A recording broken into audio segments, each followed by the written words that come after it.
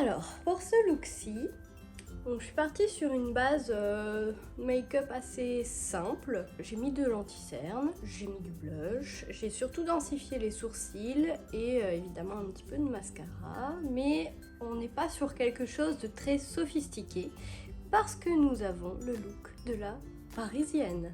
La parisienne, elle est chic, mais sans avoir fait apparemment beaucoup d'efforts. On dirait qu'elle se réveille avec cette grâce innée en fait. Donc voilà, aujourd'hui j'incarne la parisienne. Ça c'est un look qui est parfait quand on doit faire son shampoing et que les cheveux ne ressemblent plus à grand chose. Donc là moi j'ai prévu de rafraîchir tout ça demain ou ce soir. Mais en attendant, j'ai envie d'être correctement coiffée. On va brosser les cheveux doucement. Comme d'habitude, les cheveux, ça se brosse des pointes en premier et on remonte ensuite petit à petit. Si on part du dessus et qu'on descend petit à petit comme ça, ça va créer des nœuds.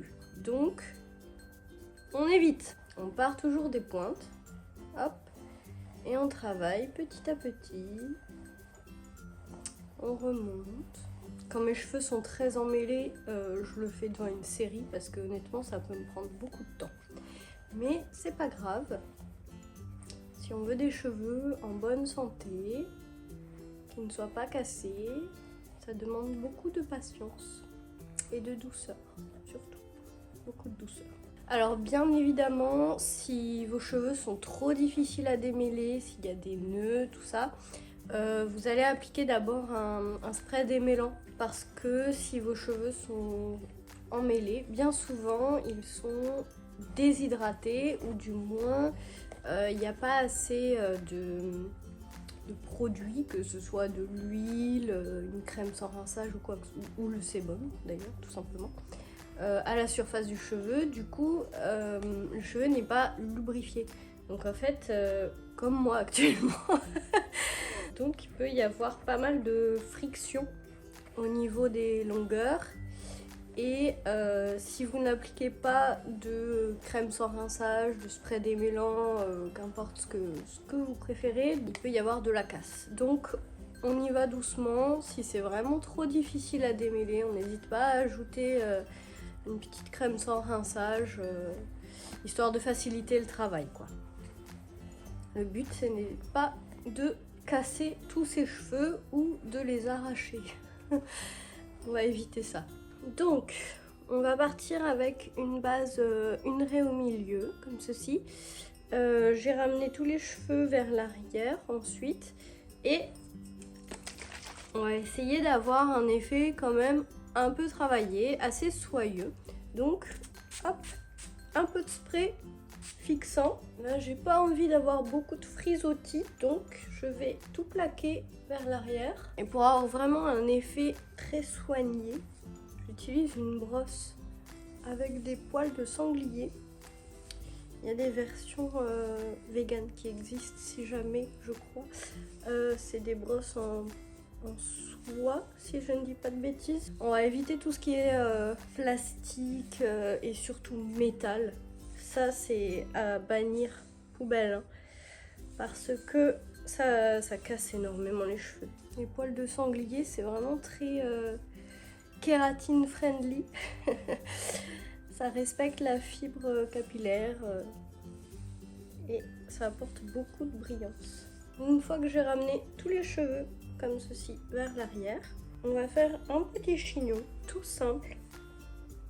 Donc on enroule. Alors, là. Et je vais venir cacher un peu les pointes à l'intérieur. La petite pince ici.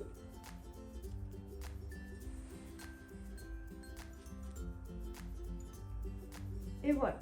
Un chignon vraiment très simple. On ne veut pas quelque chose de trop travaillé.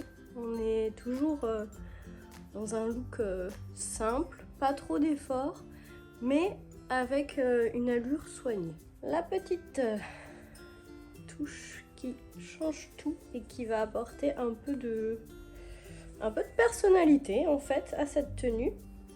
c'est le bandeau Osael.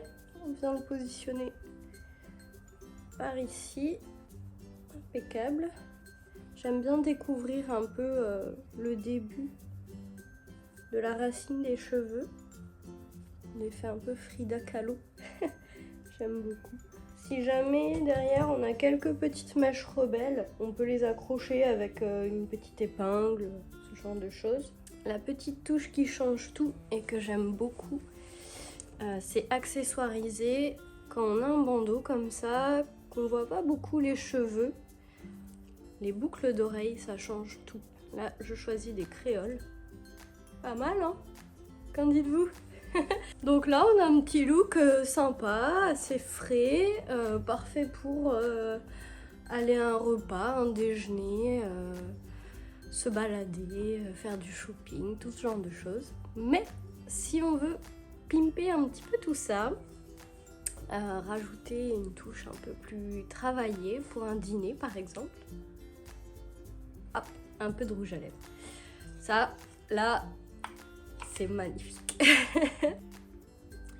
Voilà, j'ai choisi ce rouge à lèvres. On va éviter d'aller sur quelque chose de trop tape à l'œil, évidemment. On veut rester sur quelque chose de simple, mais une bouche rouge, ça reste quand même la signature de la parisienne. Donc, on va rester dans des tons bordeaux, rouge, un petit peu orangé. Ça serait le maximum, je pense. Donc voilà, soit quelque chose comme ici, ça s'appelle cornaline, cette teinte. Ou alors un rouge couture, un peu avec l'image des rouges à lèvres Chanel. Voire quelque chose de bordeaux, mais assez léger quand même. Et dans ce cas-là, on reste vraiment très léger sur le reste du maquillage. Et voilà!